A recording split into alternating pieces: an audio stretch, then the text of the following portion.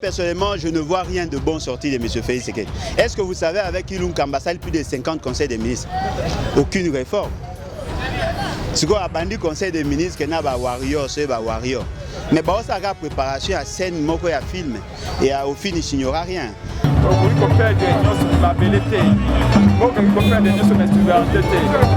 C'est lui qui nous a éveillés, c'est lui qui nous a boosté le mental. Il y a beaucoup de photos libérantes. Moko photo téléma et ça papa wana. À travers son ouvrage, j'ai pu comprendre que notre pays était infiltré. Il y avait un complot régional et international contre le Congo. Voilà pourquoi moi je tiens aujourd'hui à honorer Papa Mwanda. Mais ce que tu lobby, tout ça là inventaire, il y a des crimes auto-constatés après Nganda par les services de renseignement. Auto-vivre en Mboka Oyo. Et ça somme. Budget 2021 va s'aller 4 dans mois d'avril. Parce que sur la base à Misani, n'a pas Félix Tshisekedi du conseil chaque.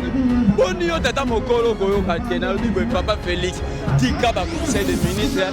Budget de abo saleli katika ya budget conseil des ministres tina lango exact.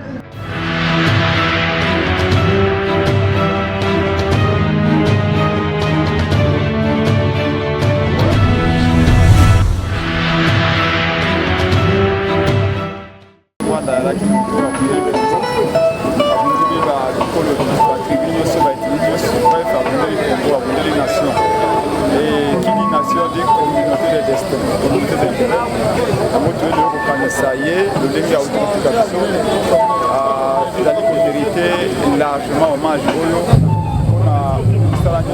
pour conscientiser les Congolais. Les gens sont très étonnés. L'objet plutôt à Félix Tshisekedi, Félix Tshilombo, comme ça qu'il s'appelle, et va Charles Michel, Azali Kolobaete, Badeki Nabimina sous le coup de l'émotion. Azali Kolobaete va venir manipuler. Comment on a fait Bana 13 ans, 14 ans, 15 ans, pour défendre ma belle Congo, mais elle s'attire de mais tout à moi, Félix a lui, Bali manipuler, Bazali, sous les coups de l'émotion.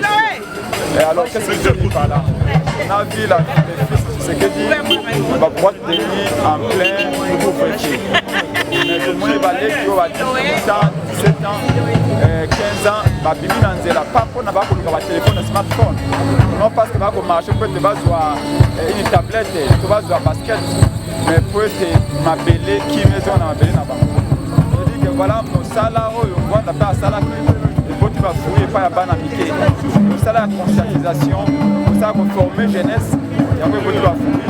Donc l'autre grand hommage pour Banaï, c'est vrai accueillir, mais à tirer qui sont commis, à tirer qui sont écrits, à tirer qui sont écrits dans ciment, tout temps qu'à écrit naïe, tout la nanzela le bac qui a colbaï, au copain de l'union sur ma belleté, au copain de l'union sur mes souverainetés, et l'autre va les fier, il y a mon tour dans mon cousin pour Martin Fayoulou.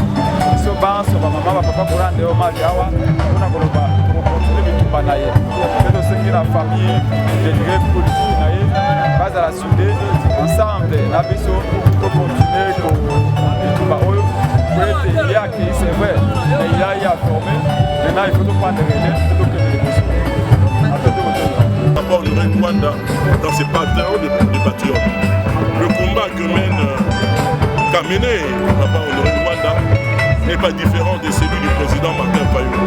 Nous avons comme finalité, comme terminus, la libération du Congo. Et personnellement, Serge Ouello, ceux qui me connaissent, j'ai eu à défier le président du Rwanda en 2006 au Canada, le 24 avril. C'est juste 2 semaines après avoir lu l'ouvrage de Papa Mwanda intitulé Crime organisé en Afrique centrale. Et à travers son ouvrage, j'ai pu comprendre que notre pays était infiltré. Il y avait un complot régional et international contre le Congo. Voilà pourquoi moi je tiens aujourd'hui à honorer Papa Mwanda, nonobstant ce qu'on peut dire de lui, de sa participation dans la gestion de la chose publique sous la deuxième République. Moi, à travers ses ouvrages, il s'est dédouané. À travers le travail d'éveil de conscience, il a réparé les torts qu'il aurait causés aux Congolais. Pour moi, aujourd'hui, les idées du président aujourd'hui Martin Fayulu est né à venir honorer ce grand monsieur, honorer Ngwanda Nzambe pour Atumba que nous considérons aujourd'hui comme patriote. Quel héritage justement Papa honoré Ngwanda, ce qu'il a laissé, ce qu'il a légué comme héritage à la RDC, c'est l'éveil de conscience. Parce qu'il y a eu beaucoup d'hommes politiques, de grands messieurs qui ont été à côté de Mobutu, à côté de Lumumba, à côté de Kabila, qui n'ont pas pu écrire. On ne peut pas citer. Mais Papa Ngwanda a eu le temps d'écrire. Il a légué sa bibliographie, sa bibliothèque. Il a légué son travail d'éveil de conscience. Nous, les générations après lui et les générations futures vont comprendre à travers ses ouvrages qu'il faut aimer le Congo. Il faut résister contre toute attaque, contre tout projet machiavélique, diabolique de la balkanisation du Congo. Voilà. Merci. La prestance, la prestation en Bandanamosa est un service au Kokuta Motote. Il se limite à raconter, à parloter par simple haine, par jalousie, par simple sentiment de lutte politique, et simplement ça. Mais ce que tu lobby, tout ça l'inventaire, il y a des crimes auto-constatés après Nganda par les services de renseignement, auto-vivre en Mboka Oyo, et allaient somme incalculable jusqu'à arriver à déshumaniser cette vie humaine en RDC. On a même barricadé les avenues parce que quand on est service, on a procédé à des enlèvements macabres. Mais ils ont l'obamaté simplement par antipathie ethnique. Les Boué Kouloutou, Papa, Coco, mais surtout Elombe. Moto a été, il a donné toute sa vie pour ce pays. Bakoko Loba, Matigeli Biso, héritage où les Guignons sont Mikanda. Donc Papa Ngwanda a coufité, Papa Ngwanda a accueilli, Matigeli Biso, on a considéré acteur politique, on a soyé architecte, artiste. Moto a tiki biloko tokotanga bo moyimo bimba poto ba libérer mboko. Malgré que c'est un grand-père de la résistance, c'est lui qui nous a éveillés, c'est lui qui nous a boosté le mental. Ya kolobaka te mboko photo libérant, mboko photo telema eza papa wana. Soki ya lobaki te tonga to bate ba ku ba bande ba kota ke andengeni. Mais surtout na ko sepela na héros parce que un politicien sincère, honnête, qui a eu à accepter ses erreurs devant tout le monde. Budget 2021, c'est le 4 mois d'avril. Parce que sur la base de Misani, n'a repris sa Félix du conseil chaque. Bon, nous avons mokolo koyo katena, papa Félix, tika ba conseil des ministres. Budget de Abosale li katika ya budget conseil des ministres tina nango exact. Bake osolani. Parce que le ministre a basali remise et reprise. Le ministre a baebina noté assiette ya ba département la ba fonctionnaire andeni. Bake osolani. Wana za o Félix a biso Félix chéri basala trafic d'influence na propre peuple na hôtel. OK. On a remonté à la peuple le trafic d'influence, faire semblant comme si on travaillait pendant que tout le monde sait qu'il fait rien. Oyoki mambasali bana na beni. Il y a un conseil de ministre, il y a 12 ans. Limite à Banana Dash, il y a 12 ans. Quand il y a bango milinga pilipili kokanga ya bango na ba image ba photo. Ba beti bana ba kangi bana. Même Joseph Kabila auto bunzaki ensemble et tikala ko sa matin. Bana ya 10 ans s'il vous plaît. Bana na ba kokoza la ba koko ya Félix. Bana na ba kokoza la ba kokolo la maman Marthe. Ko beta bango milinga pilipili bana na ba salini. Soki biso mikolo ba lobo to eto telemela e. To eto buka ba bana ya mike. Ils ne font que réclamer leurs droits. La paix, c'est un droit pour les enfants. Bon, que classe, bah, évitez, bah, aux onganda ou aux ongate. Banabalo, babotini, poulou, soubeta, bango, kanga, bango. Nala, il faut demander, banaba, zoki, banabana, hôpital. Bon année. Allez, yo, à conseil de mise semblant. Tu as vu des joueurs, nager, nager.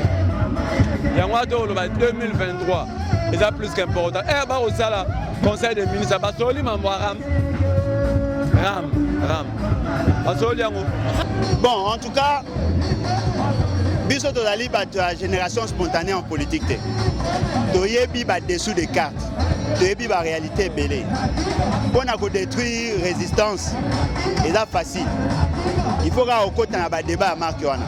C'est-à-dire qu'on cherche à déstabiliser l'organisation qui mise en place parce que va profiter dans l'oué à Papa Ngwanda pour le trait d'union entre les combattants et les résistants et voilà on va profiter.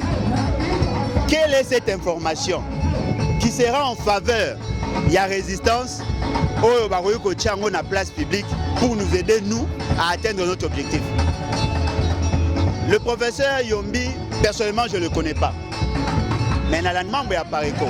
Parce qu'on ne peut pas s'improviser, conseiller, il y a un voisin alors que Bana Yomoko Baza mal éduqué. Comment peut-on expliquer? Bisso, tu as une organisation à Bisso. Il a accusé faiblesse. Dans un autre exemple, Bakulutu Martin Fayoulou. Baza na la Mouka. Est-ce que Baza a un problème? Baza n'a pas de problème. Mais la capacité n'a pas de transcender le problème, de couper sa force. Monsieur professeur Nani Yombi, probablement à une organisation. Est-ce que dans cette organisation, il y a une organisation?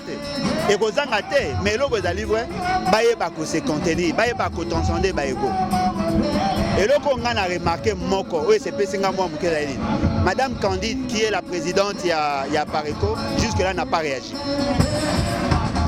Et vous avez sa vie sur les sons. Tout ça, l'effort, tout éviter.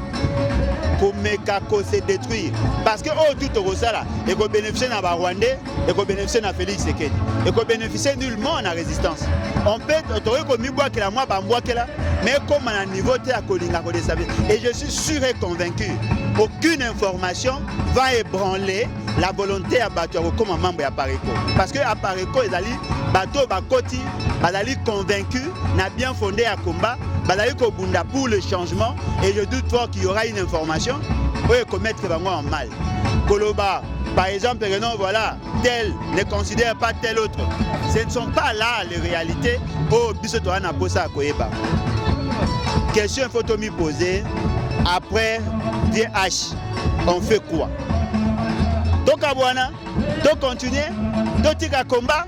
Ça, ce sont des questions. Oh, Bissotoana faut te sa réponse. Moi, je ne me reconnais pas membre à Pareco, mais je suis sympathisant. Ce qui veut dire que j'ai un droit limité. Il n'y a que le membre effectif. Mais là, on a Madame Candide. Au moins, Papa Ngwanda Zali multidimensionnel. Pour adapter l'organisation Nabino par rapport à départ.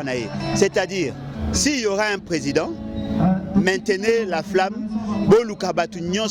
Capable de compenser le vide qui s'est créé. Que le vice-président Bazala fort. Je suis sûr que Bazala est déjà fort. Parce que on est travailler en synergie. C'est que le conseiller va travailler qui n'a pas comment traiter le dossier Bazala maintenir. Dupliquer maintenant. Comment c'est que l'organisation Nabino est comme à plus fort na base. Parce qu'on peut avoir 5 personnes ou 10 personnes. Parce que Ngwanda, les remplacer, c'est difficile. On ne remplacera jamais Ngwanda. Mais on peut lui succéder. Le corps, vous avez un successeur, vous n'êtes pas des remplaçants. Pour organiser, pour adapter l'organisation, pour pérenniser l'action. Pour ceux qui a disparaître, ça sera une honte pour nous. C'est la même chose, on a exemple à musiciens. Vous savez, vivre à la musique et c'est payé, ça va te payer. Papa Wemba est parti, vivre à la musique et c'est effacé, mais Papa Wemba reste dans les esprits. Hein. Ce qui veut dire qu'on peut survivre, Ngwanda peut survivre en dehors et à Pareco. Et pour éviter que la Pareco disparaisse, vous travailler en synergie, vous travailler ego pembeni, ce qui vous salé en haut, ça sera vraiment une meilleure manière de coller la VH. Personnellement, je ne vois rien de bon sorti de M. Félix Sekedi. Est-ce que vous savez, avec Ilung Kambassal, plus de 50 conseils des ministres, aucune réforme? Si vous avez un conseil des ministres qui n'a pas warrior, c'est pas warrior. Mais ça a préparation à scène, moko à film et au finish il n'y aura rien. Un président qui se lamente et ça passe. Et la première action, oh M. Félix, c'est qu'elle a salle avec ses fameux gouvernements, c'est de faire arrêter les enfants. Il y a 9 ans, écoliers. Pour avoir revendiqué un droit constitutionnellement établi. Bana bazako senga paix na partie est. Bazako rappeler M. Félix Sekedi. Ba promesse ya azwaki atindi ba policier ba beti gaz lacrymogène, ba zui bana wana amike ba tie bango na ba camion na se bango ba mati ba onyata bana batu ba kena bango ba tie bango na cacho. Ça c'est la première action qu'il a posée. Ce qui veut dire que M. Félix Tshisekedi n'a pas de considération pour nos enfants. Or, nos enfants veut dire l'avenir. M. Félix Tshisekedi n'a pas le sens, il y a respect à ma parole donnée. Biso ba oto ana bana. Soko promettre bana na yo. Eh papa, tu vas nous acheter le chocolat? Oui. Demain, oh non, je vous amènerai et le chocolat et le bonbon. Yo moko muto, ba sengi yo pété. Yo moko muto olobi. Ba ko rappelé obi te, eh bon rappeler ngate, ezali manipulation. Monsieur, qui vous avait dit de dire à ces gens-là qu'on s'installer na Beni? Ba ebisi opé, kuna na partie est ya Congo, na nord Kivu. Ba ko pesa ona ndaku na biloko akolia. Siko yoza yo moko muto saki bango promesse. Ba tindelo billet oboyi. Bana ba eko sala activité na bango pona ko rappeler province na yo. Otindi ba policier obeta. Est-ce que vous savez ce que vous avez fait? Alors que Biso Tozako s'est reproché le fait que nous n'avons pas été en mesure de sécuriser nos enfants. Nos enfants nous ont donné une leçon. Il y a quelqu'un qui manifesté. Au lieu de Sony, aujourd'hui, si vous ce qui veut dire qu'il n'a pas de considération. Et quand j'ai vu ça, je me suis rappelé d'un fait. Est-ce que vous savez qu'Étienne Tshisekedi, dans son euphorie, il avait intimé l'ordre? À l'époque, il y avait une opposition. Il avait intimé l'ordre aux militants à Bango, empêcher Banaba qui des classes. Est-ce que vous savez qu'il y a eu des enfants qui ont été tués? Bana o afani na Ipen, na Delvaux, na commune Ngalema. Boyoka sangote que des écoliers ba kufa na avenue Lalou. Est-ce que vous savez que Batumba ba bis à transport bis scolaire? Et aujourd'hui, ils prennent nos enfants à tenir bango à Kangi bango à Tchebango na Kacho. Depuis nous boyoka à Sota Sonité, même nos enfants. Bokomi ko kanga bango, so bo sali Martin Fayulu ndenge bo sala, on peut comprendre. Bokomi ko zana bana. Et voilà, boza koya ko rappeler biso. Bapasso de Toyoka, c'est une honte pour la République. On peut s'attaquer à Fayulu, on peut supporter pour avoir préparé. Mais lorsque vous vous attaquez à nos enfants, Boye Barango, Bolekisi seuil, il y a tolérable, on vous considère comme des criminels. Et Samba Konde et consort, Boye Barango, que la première action que vous avez posée, c'est contre nos enfants et ça ne restera jamais impuni. Merci. Ce qui IGF face à la enquête pour Namambongo. Il y aura un jour où vous serez jugé pour ces faits. Ezali modèle ya sika ya kokwa la ba congolais to to benga wani. Bata eza formule ya sika ya shekula. Au moins tant bat bana ko kenda na lobite eza bango na oza un exemple. Tant bat bana ko kenda ba poto azui nani sheki ya mutu a che montant moko ba bimisi mbongo. C'était ça au fait l'idée. Ba bengango registre d'abord il y a un appareil mobile. Yoka délire na bango balobi boy babi ba téléphone biso to somba eza ba pirate. Alors pour na ko certifier que comme il a piratité, il faut passer le système RAM pour identifier nos téléphones, ba yeba ce qui est original ou pas. Mais question il faut vous poser bango à ce niveau là. Téléphone ba ça lango na Chine, neto yangeza ya Chine. C'est-à-dire chinois qui ont piraté chinois passe à la faute. Il y a déjà une marque chinoise. Et l'équipe à frontière. Pour passer à la Europe, et l'équipe à frontière. OCC à Monaco. Tu vois, bino bossai ba boutique et belé ba magasin. Bote ka ba téléphone. Ngana na sombi. Après je dis non, téléphone au sombi, il faut les à ma beza à pirate. Alors le coup les alliés à pirate, il faut foutre la ngombongo. Est-ce que vous avez un raisonnement normal? Ngana futa mbongo pour na sombi téléphone ya pirate. Ngana zana victime na sombi téléphone à pirate. Mais bon futa ngambon. Mais muto a tekela kinga téléphone à futini. Vous foutez si biso $7 par téléphone. Yoga sko buzoba. Ba futa $7 par téléphone té. Ba futa $7 par nombre de SIM aux utilisés. Au gros on a téléphone à double SIM, au fouti 14. Net nga bakata ngambongo chaque jour. Téléphone à 2 SIM, au foot à 14. Téléphone à 3 SIM, au foot 21. Si vous avez 6 SIM, net maman tatana za ba SIM ebele, ba ko kata yo mbongo opérateur ou par rapport à nombre de SIM. Si ko aventure ezani babi, soki ba yibi yo téléphone, ba na mesure ya ko identifier muto a yibi yo et puis ya ko bloquer ngo à partir esika yibi. Na kena Goma ba yibi nga téléphone. na komi na Kinshasa na déclaré après ba bloquer mutu ya Goma boko kenoko kanga eti ya kawa eleki de valer à téléphone ridicule baokata biso 1.17 $ na téléphone ya Android et oya kikalaka sa baokata 0.17 $. Tie koka 7 $. Si vous me posez question, Mongo wana obiso to pesa ekende wapi? Qui a créé ces taxes? Congolais kuta na mbongo unité te, mais au foot ça est mbongo ya koza na téléphone. C'est-à-dire ba monique, ba boy kutu boza ata na téléphone. Towe kondima, mais mbongo wana ekota pe na caisse à l'état. Bomoni basali budget ya 2021. Bomoni montant prévision ya mbongo ya ram. Oui, tu as combien de SIM? Vodacom a plus de 12 millions d'abonnés. RTL a plus de 10 millions d'abonnés. Orange a plus de 10 millions d'abonnés. Africell a plus de 2 millions d'abonnés. Ceux aux unions sont 30 millions d'abonnés. Tu vas multiplier par 7.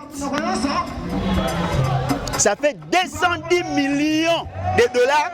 Oh, bah, chez Koulouamen, oh, bah, oh, ingaba me mabiso. Oh, ils ont moibi. Maman, moibi, bah, oh, iba biso nanko. Et personne ne réagit. On a beau dire que l'État a besoin d'argent. Attendez. Tu payes la TVA, 16%. Est-ce que vous savez que vous payez la TVA?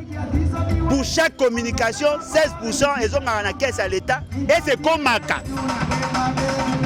Osomba lipa, osomba mungwa, osomba lamba, osomba sucré, bachaka tse, na courant. Tu fous 16% à TVA. Ce qu'on peut imaginer, la consommation intérieure, on consomme plus de 20 milliards de dollars à la consommation intérieure. 20 milliards de dollars à la consommation intérieure. Si on dit 16% à 20 milliards, ça fait combien? Budget là à combien? À peine 3 milliards et quelques. Parce que le système en entonnoir, au foot, il y a un fandi, un opérateur, moi, oh, mais c'est ceux qui gagnent chargé à RAM. Et tu as déjà 7 millions de dollars. Ah bien, madame, tiens, ma foufou, allez,